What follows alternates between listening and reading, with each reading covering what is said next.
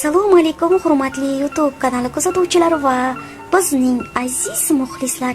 Videoroliklarimiz keng tarqalishi uchun iltimos like tugmachasini bosib qo'yishni unutmang. Agarda kanalimizda yangi va yoki mehmon bo'lsangiz, podpisatsiya va qo'ng'iroqcha tugmasini bosib qo'ying. Unday bo'lsa, bugungi videorolikimiz mavzusiga o'tamiz. Qaytgancha eslatib o'tamiz. Bizning hikoyamizdagi qahramonlarning ism-shariflari o'zgartirilgan holda taqdim etilmoqda. Farida o'ylanib o'tirganda, uyda bugunga yetadigan masala qolgan. Oxirgi pulni ham ishlatib bo'lishgan. Aksiga olib suti kamayib, chaqaloqning qorni ham to'ymay yig'layvergandan battar ezilayotgandi.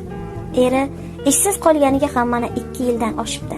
Farida onasi qilgan taqinchoqlarni hammasini birin-ketin sotib ro'zg'orga ishlatdi. Qo'lida eri mahr qilib bergan uzugigina qolgandi. Nahot endi shuni ham sotsam deb uzukka qarab qo'ydi. Endigina 4 oylik bo'lgan kelinni qaynonasi uydan haydab chiqargandi. Aybi esa ochiq-sochiq yurmas va namoz, Qur'on o'qish edi. Qaynonasi o'g'limni ham yo'ldan ozdirding shumqadam deb qarg'ardi qaynona. Bir uy topib er-xotin yashay boshlashdi. Allohning sinovini qarangki, er ishlaydigan korxona yopirib, er ishsiz qoldi. Qo'lida tayinlik kasbi bo'lmagan eri ish qidirib bormagan joyi qolmadi. Erni siqilayotganini ko'rgan Farida taskin berardi. Siqilmang, hali hammasi yaxshi bo'ladi. Bu Allohimning imtihoni. Alloh sevgan bandalarini imtihon qiladi.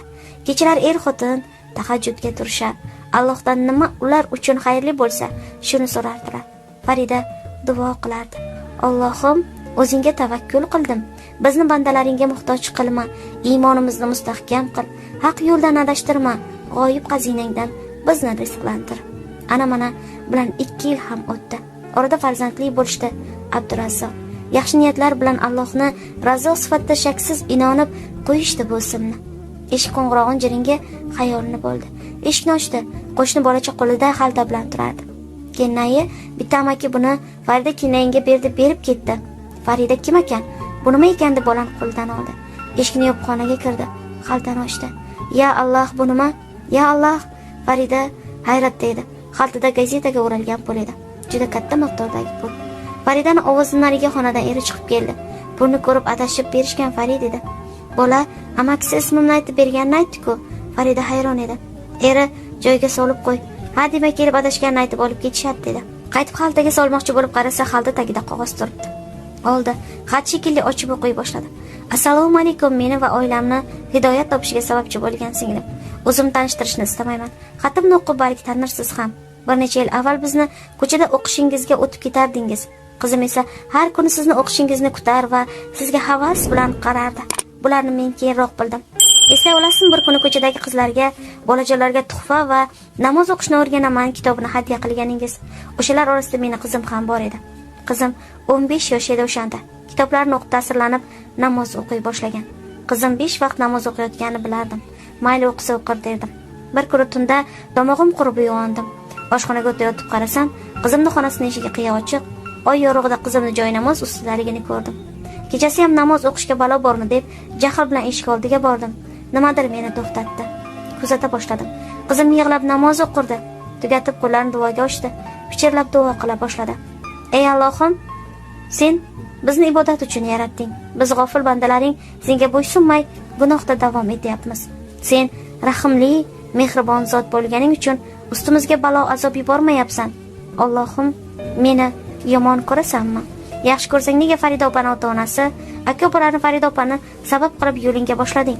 Nega meni otamga hidoyat qilmayapsan?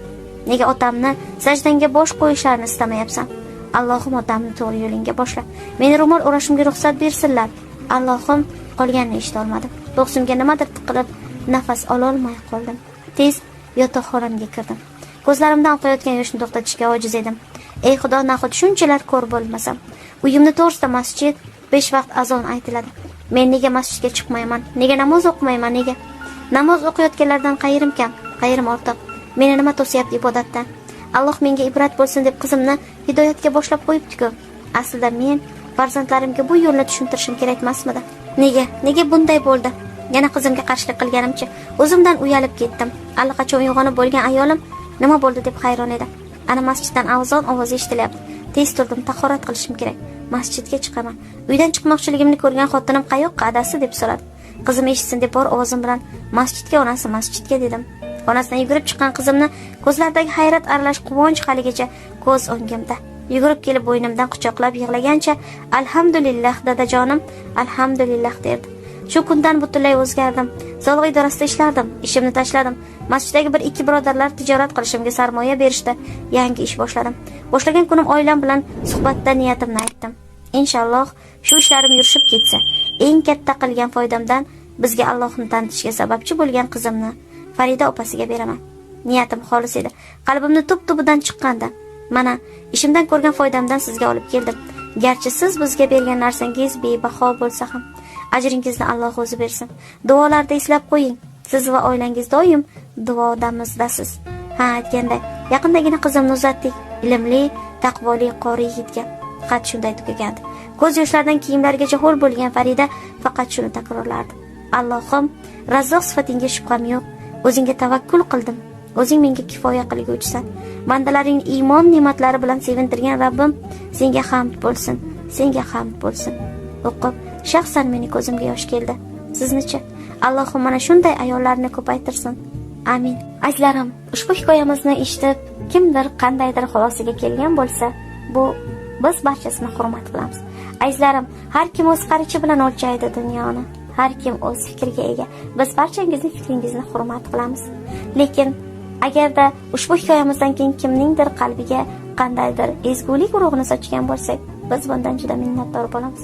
Azizlarim, agar kanalimizga obuna bo'lishga ulgurmagan bo'lsangiz, podpisatsiya va qo'ng'iroqcha tugmasini bosib qo'ying. Videorolikimiz keng tarqalishi uchun esa like tugmachasini ayamasdan bosib qo'ying. Azizlarim, o'zingizni ehtiyot qiling. Axir siz ham kim uchundir butun bir dunyo, kim uchundir olayotgan nafasidan-da aziz va qadrli insonsiz. Shunday ekan o'zingizni ehtiyot qiling. Shirin diydor qadar diydorlashguncha qadri baland qadrdonim, sog' va omon bo'ling. O'zingizni ehtiyot qiling. Biz sizlarni barchangizni yaxshi ko'ramiz va hurmat qilamiz. Xayr azizlarim.